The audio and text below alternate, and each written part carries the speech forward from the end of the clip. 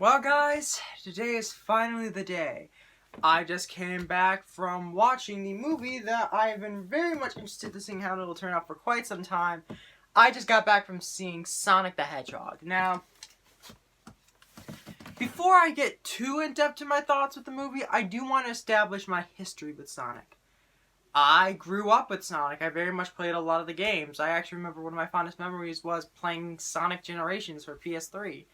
And the cool thing is that a couple months ago, my uncle ended up stopping by and gave us a couple of his old, he gave us a collection of some of his old stuff, like his old DVDs, his old PS2 and the games that went with it, and he even gave us his old classic Model 1 Sega Genesis. Now, most of them usually came with sports games, like NBA Jam, but the one game that actually did come with it that I was actually really cool to have in there was Sonic the Hedgehog.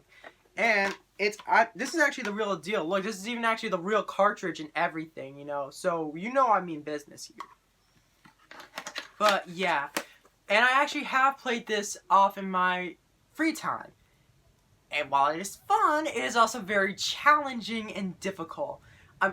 Here's what always happens to me. I always usually get to the Spring Yard Zone, but around the time around Act 3, that's when or Act 3 of Marble Zone, that's usually when I lose all of my lives and have to start over. You just want to make continues. Go through it again, end up getting a little further than last time, then end up dying and having to start the whole game over again. Really makes me upset. But anyways, so how does Sonic the Hedgehog, the movie, compare? Well, first let's talk about the plot. The plot of the movie follows Sonic the Hedgehog, who is played amazingly, by the way, by Ben Schwartz.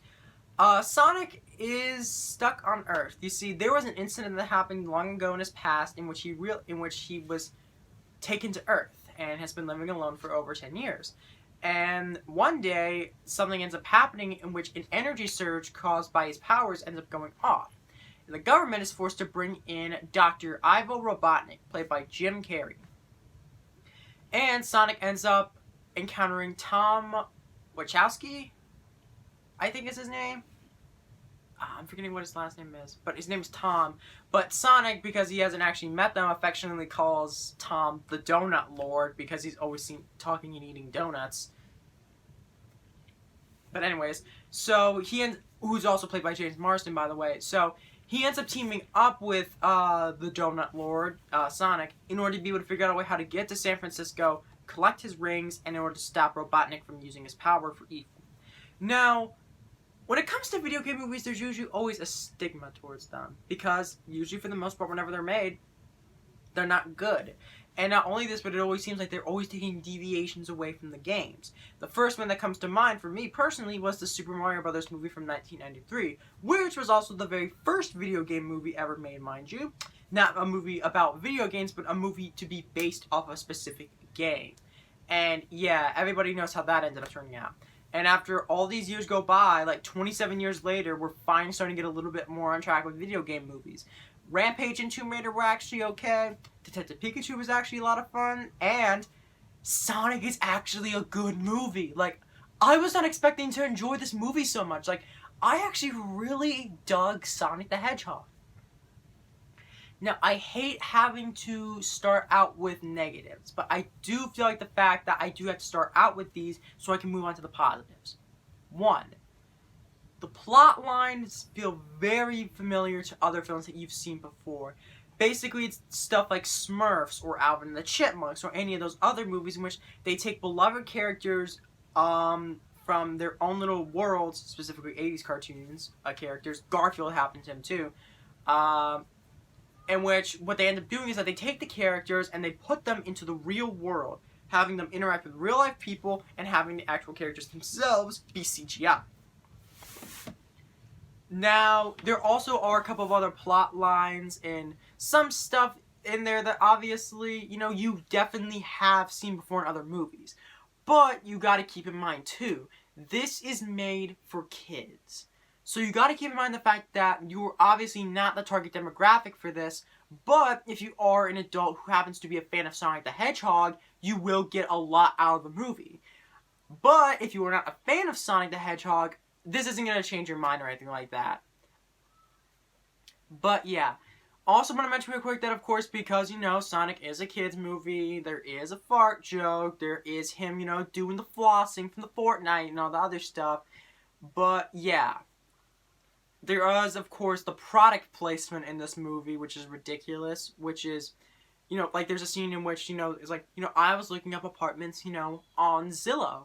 And, you get a clear shot of the computer with the Zillow on it, literally like if it's a commercial. But the one I expect a lot of people to be talking about is, of course, Olive Garden. In fact, there's even a scene in the movie in which Tom's like, I don't have many apps on my phone except for Olive Garden. Because when you're there, and Maddie, his wife, finishes his sentence by saying, "You're a family." And also, eventually, after all is said and done, the government ends up giving Tom a $50 gift card to Olive Garden. And he's like, "Have you tried their never-ending pasta bowl? It never ends." But never have I seen such blatant product placement like back in 2017 Power Rangers with Krispy Kreme. But, yeah, honestly, they only last like 2 scenes, and then they're forgotten about as the rest of the movie goes on. Now, let's talk about the actual movie itself. The pros. Holy crap, it was actually really funny. Like, there's actually a lot of really clever jokes in this movie. Like, there's actually a lot of really good... Not only that, but there's also a lot of really good ties to the Sonic games. Like, a couple of the things that you see that are in the trailer is that, Sonic, he has the sign in his little cave... that's Hilltop Zone, which is supposed to be reference to Sonic 2. He also has the little bandana on his head, which is supposed to be reference to the opening of Sonic 1, in which he's like, he's waving the finger at you, and not the finger, but he's waving his finger at you like this. But there are also a lot of other really good and subtle Easter eggs in there too, which if you happen to be a diehard Sonic fan, you'll be able to pick up on those, but if you don't understand them, then they'll be perfectly fine. One Easter egg I do want to bring up is that the classic... Remember how there was this meme going around of Sanic, S-A-N-I-C, which was a poorly drawn Sonic that became an internet meme? That drawing is in the movie. And they come up with a good reasoning as to why that is in the movie. Also, the characterization of Sonic is actually really good in this because they establish that Sonic has been alone on Earth for over 10 years, and that loneliness eventually gets to him. And they actually do have a clever reason as to why exactly, whenever Sonic makes a lot of these pop cultural references, there's a reason why he makes the references that he makes, which is actually really cool. And eventually it does sort of tackle a little bit the idea of loneliness and the fact that Sonic, needs a friend and somebody to talk to. Which is surprisingly deep and really interesting for this movie to talk about. But anyways. Also, Ben Schwartz's Sonic. I don't think this movie would have worked as well if they A, didn't keep Ben Schwartz, or B, go with the original design.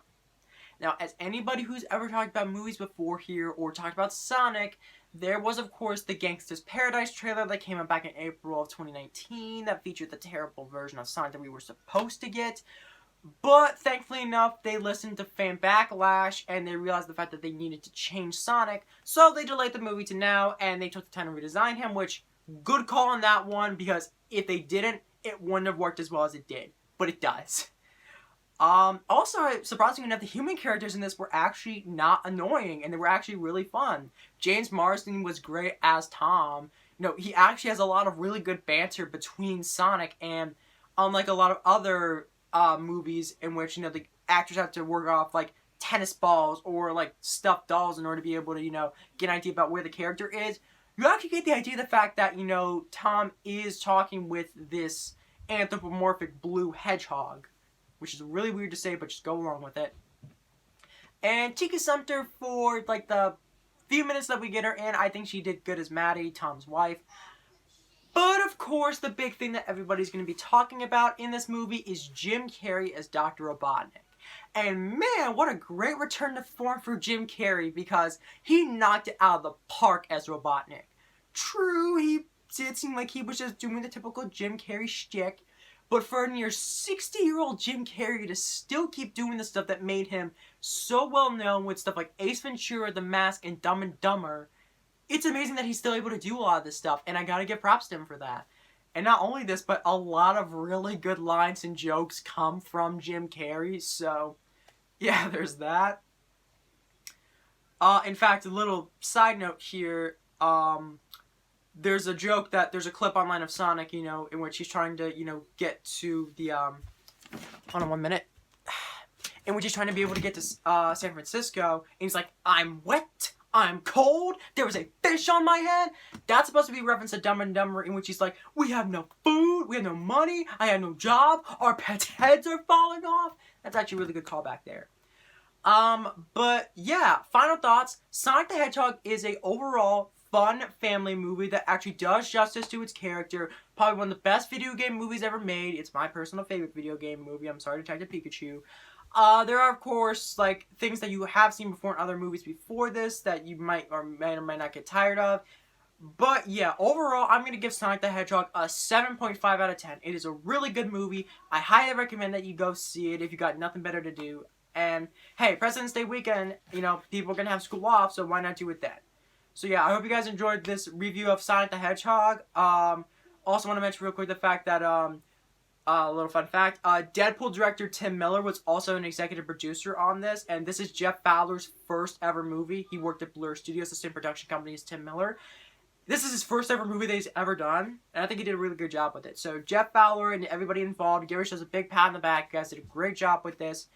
Yeah, and as always, stay gold.